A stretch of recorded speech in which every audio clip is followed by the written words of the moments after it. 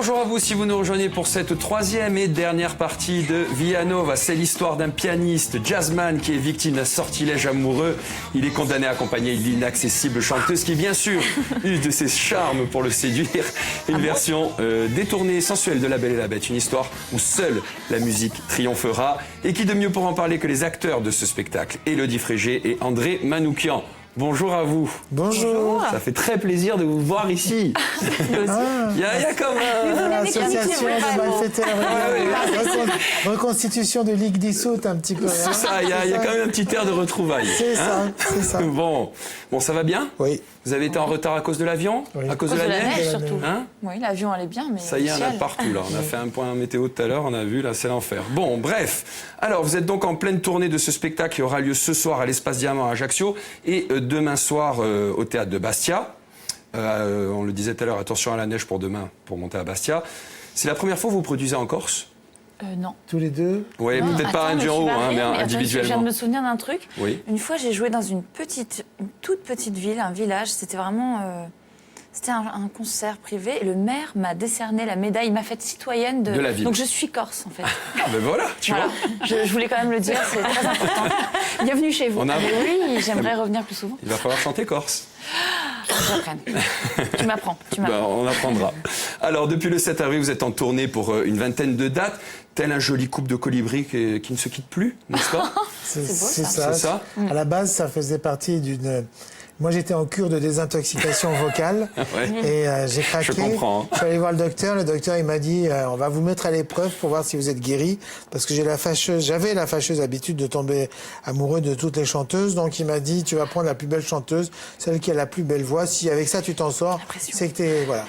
Donc, je suis un peu tendu certains soirs, mais jusqu'à présent, ça va. Il est tendu par rapport à... En fait, j'arrive toujours... il m'a jamais vu habillée avant le D'accord. Donc, selon la robe... Je vois une goutte courir le long et arriver sur sa moustache. Voilà. On est d'accord. Ben justement, André, éclairez-nous un peu sur l'histoire de cette belle et cette bête. Pourquoi ce pianiste est victime de ce sortilège amoureux? Alors, si vous savez comment... le piano à queue, il a une certaine forme et il y a une courbe, vous voyez. Oui. Et dans cette courbe, c'est là que vient se réfugier la chanteuse. D'accord. Quand il y a un groupe... je veux dire, le batteur est sur ses cymbales, la chanteuse, ça l'effraie, elle va un petit peu devant, le guitariste, lui, il regarde que les meufs qu'il va attraper dans la salle et tout. Elle se réfugie finalement sur cette courbe-là, le pianiste la regarde, et là, c'est l'amour total. Là, c'est l'amour. Je veux dire, voilà, c'est ça. Surtout que la chanteuse, pour moi, plus sérieusement, c'est la voix que je n'ai pas. Je suis un grand amoureux des voix, je suis un grand amoureux du jazz. Avec Élodie, quand on s'est connus avec la Nouvelle Star, j'adorais déjà le personnage qu'elle incarne de par ses chansons, le côté un petit peu glam, un petit peu, je dirais new, comment on appelle ça, loungy, un petit peu super chic et tout. Les disques qu'elle fait, j'adorais. Et puis par hasard, on s'est mis à faire une reprise de Fever avec Yarol Poupeau et Sinclair. Et là, j'ai dit, mais putain, mais elle envoie, quoi. Donc, du coup, j'avais déjà des formules de duo, de jazz et tout. Je lui ai dit, tu veux bien? J'avais fait un disque il y a une dizaine d'années avec plein de chanteurs pop qui chantaient des chansons de Cole Porter, des chansons de crooner. Et puis, on a commencé comme ça à répéter et c'était génial. J'ai l'impression d'être avec... Rita Hayworth dans Gilda, vous voyez? Ah oui. C'est-à-dire qu'on n'est pas dans le... On est dans du jazz cinématographique. C'est pas du jazz pur comme on en voit beaucoup et tout. Mais non, c'est même plus intéressant que ça, je dirais, parce que sa voix, il y a encore autre chose que... Voilà, les chanteuses de jazz, j'adore et tout. Elles ont toutes des voix magnifiques, mais là... On est ailleurs, on est au cinéma. Ouais, c'est génial. Alors, on va justement en parler tout à l'heure. Élodie, dans ce spectacle, la belle envoûte totalement le musicien, on est d'accord? Vous êtes un peu, André, vous êtes un peu la groupie de la chanteuse sur ce Et moi, la groupie du pianiste. Ben, on est d'accord. Sans lui, je ne suis rien. Vous je marche sur un fil, sur le fil des notes que ses doigts me délivrent. Ça va pas être facile. Non. Mais justement, c'est que le public se marre quand même pas mal. Alors oui, il apprend des choses, parce que André est quand même un conteur... fabuleux. Et il y a la musique, il y a le rire, il y a le conte, il y a la culture. Qu'est-ce qu'elle veut, cette chanteuse? Qu'est-ce qu'elle désire? Cette chanteuse, qu'est-ce qu'elle veut? Elle veut... la paix. Elle veut décoller. Elle veut décoller. Elle veut, je dirais... Moi, je lui fais de la place. En gros, j'adore faire de la place entre mes doigts pour la voix. C'est de la Mais- couture. Non, c'est-à-dire on écarte bien pour laisser la place. J'aime pas les pianistes qui jouent partout pendant que la chanteuse est en train de chanter. Donc on est à la fois sur l'émotion et en même temps c'est un répertoire de torch song. Alors les torch song, c'est les chansons d'amour cramées. Quand c'est fini, quand c'est mort, il y en a toujours un des deux qui se roule par terre pour dire s'il te plaît. Ne me quitte pas, c'est la plus belle des torch songs, c'est la définition. Évidemment, ça s'applique à des chansons anglo-saxonnes, mais ça pourrait très bien s'appliquer à cette chanson. Comment vous Donc, les avez choisies, ces chansons, justement, qui composent le spectacle? moitié moi, moitié elle. Voilà. On a Ouais. fait, Il m'a fait une proposition de on a fait liste. gilet jaune, on a fait une liste ensemble, d'invitation. On était deux, on s'est engueulés, on s'est exclus, et puis après on s'est choisi. C'est tout à fait ça. Alors justement, vous parliez de Fever tout à l'heure. On va regarder un petit extrait de Fever.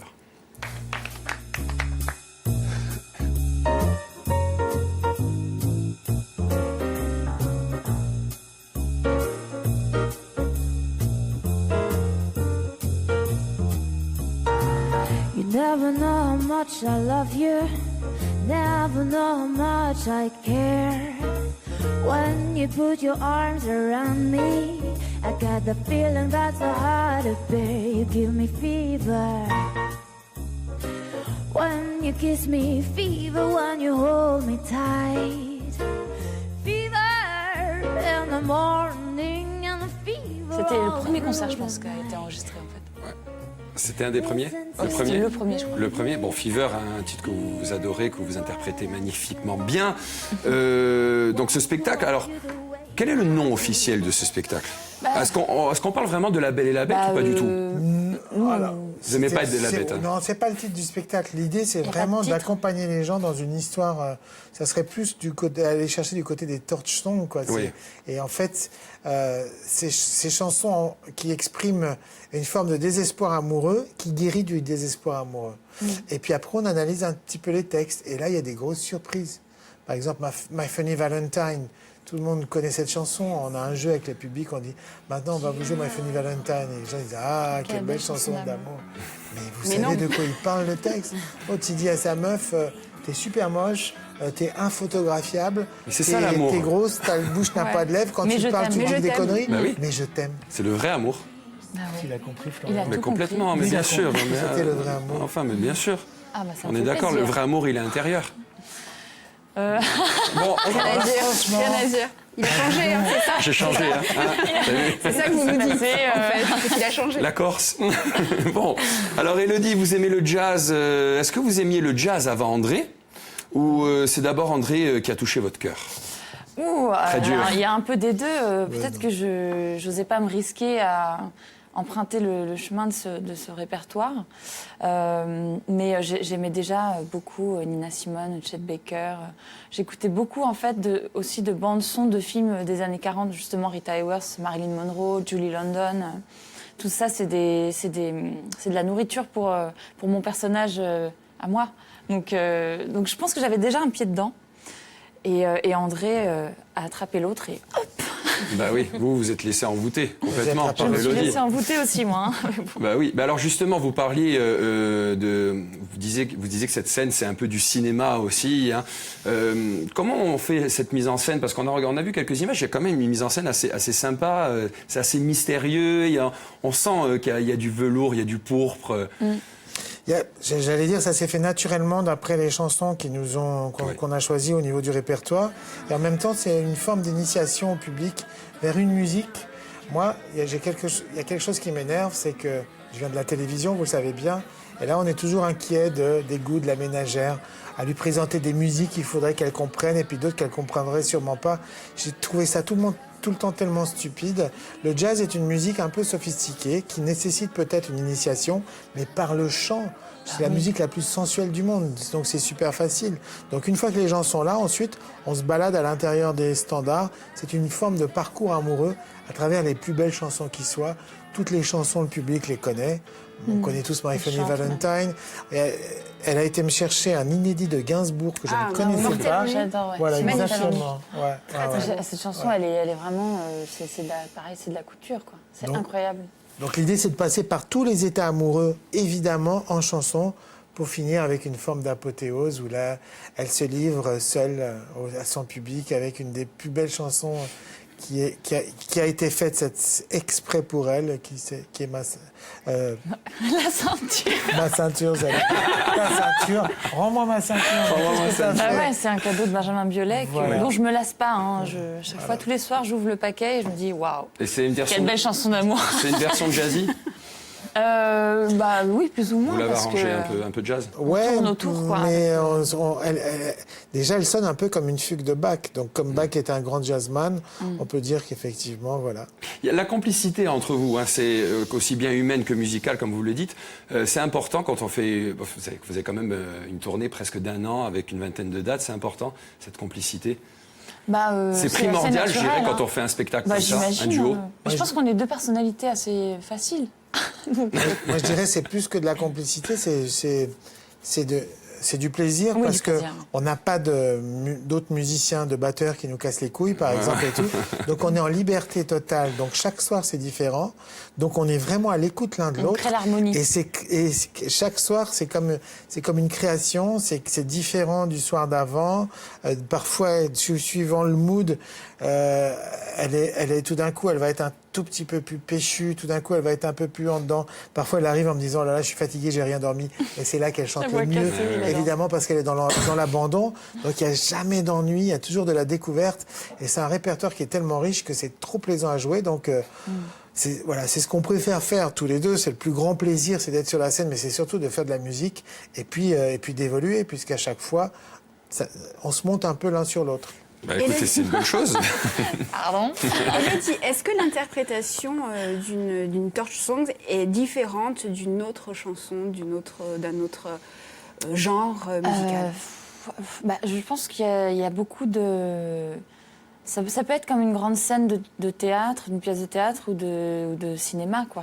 J'ai parfois cette impression, quand je commence à chanter Cry Me a River, que je me mets complètement dans le halo de l'émotion de la chanson et peut-être en ça, il y a un côté plus drama, tragique.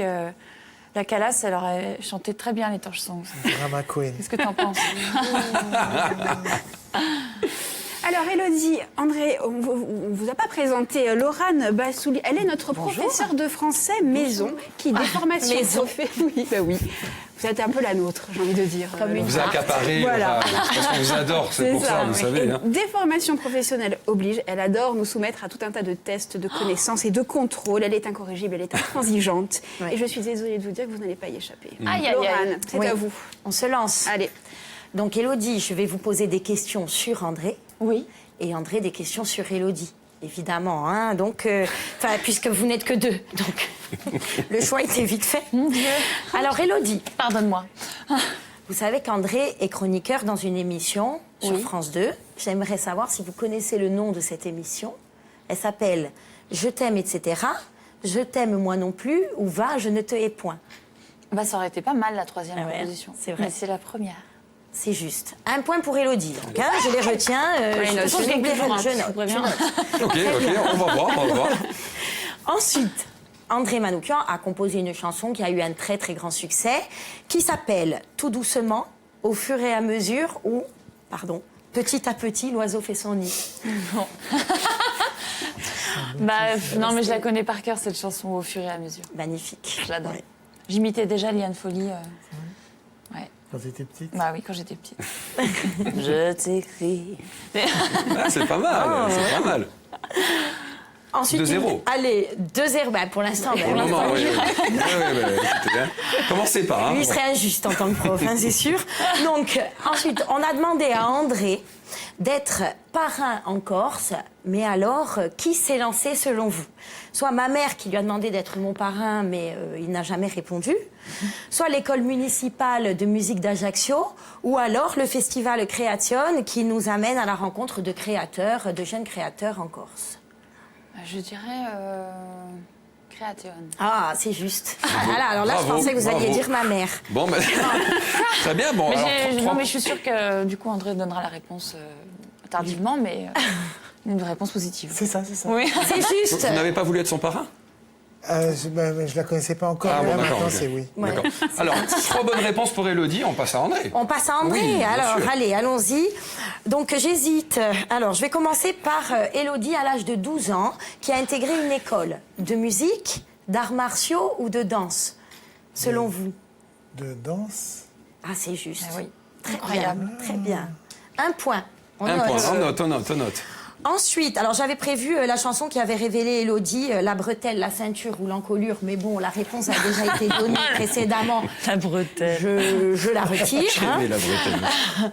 Ensuite, alors un film dans lequel Élodie a joué postiche, potiche ou post-it. Potiche. Bravo. Ozon. Voilà. compte, Très hein, bien. hein. Ah oui, non, mais je tiens les comptes. Par élimination, ça pouvait bien fonctionner aussi, mon post-it ou postiche en nom Moyen. en titre de film, c'était moyen. La dernière question. Donc, Élodie a partagé le banc du jury Nouvelle Star avec Joey Star. Pardon pour la rime riche, un peu trop riche. Hein. Mais ce n'est pas tout. Elle a aussi, avec lui, partagé alors un brunch un dimanche matin à Porto Vecchio, la scène d'un des plus grands festivals français de hip-hop, ou alors l'affiche d'un téléfilm appelé La main du mal. Ah, c'est bon, vous n'avez pas parlé de la soirée à Nice, toi. Non, j'ai évité, je n'ai pas trouvé les images. Je ne suis pas au courant. Attends, j'ai perdu quelque chose. Non, C'est pas grave, c'est pas grave. C'est pas grave. Je pense que c'était un téléfilm dans lequel elle se faisait découper en morceaux par... C'était Bah, par lui, en par plus. Par Joey. Par Star. Joey, oui. Eh oui. Ouais. Eh ouais. Et c'est une bonne réponse. Donc, écoutez, je suis ravie de vous attribuer un 20 sur 20. Ben, bravo. On se connaît alors. Oui, ça veut dire que vous vous connaissez très ça y est, bien. on Vous connaissez, connaît. mon Pas les bilan est imposteurs. très rapide, vous Ça va. connaissez. Voilà. Vous êtes pas loupé, mais s'est merci reconnu. beaucoup. Merci beaucoup, Laurent. Mais de rien. Alors justement, Je bon, vais perdre un peu de crédibilité auprès de mes élèves. on va finir, il nous reste quelques minutes, quelques secondes même, on va finir sur Nouvelle Star. C'était votre première rencontre, Nouvelle Star? Tous les deux? Oui. Non, je l'avais déjà oui. eu à la J'étais radio. venue sur ton émission chez France Inter. À France Inter, c'est ça. J'avais Chanter. chanté, J'avais été ébloui. Oh, Je te jure, c'était ton je dernier. suis venue 2 fois, je pense. Ouais, c'est Une ça. fois pour moi C'est ça, et une fois avec Aldebert. c'est ça. Et je la regardais, je disais, c'est tout ce que je voudrais faire, ce qu'elle fait. Bon, alors en tout cas, la rencontre sur Nouvelle Star, vous avez rencontré également d'autres personnes. Il y a quelqu'un qui a voulu vous adresser un petit mot. Ah. Oui. Hello les copains! Putain, tu te rends compte André? Tu te rends compte que t'es dans l'émission de Florian? C'est un peu comme si t'étais au mariage de tes enfants en fait. C'est choquant, non? Bref, je vous vois pas, je vois juste mon gros pif là, mais j'aurais bien aimé vous voir en vrai, vous dire que je vous aime, que vous me manquez. Qu'engueuler ces candidats me manque, entendre Élodie rire me manque. Et toi? Allez, c'était un petit mot de Saint-Cloud. Bon, on arrive à la fin de l'émission. On vous retrouve ce soir sur la scène de l'Espace Diamant à Ajaccio et demain soir au Théâtre de Bastia. Merci beaucoup, c'était Merci. un de nous avoir plaisir, un reçus. réel plaisir de Merci. vous avoir. Nous aussi. Allez, on vous embrasse, on se retrouve demain. Bon après-midi sur Viasté. Merci beaucoup.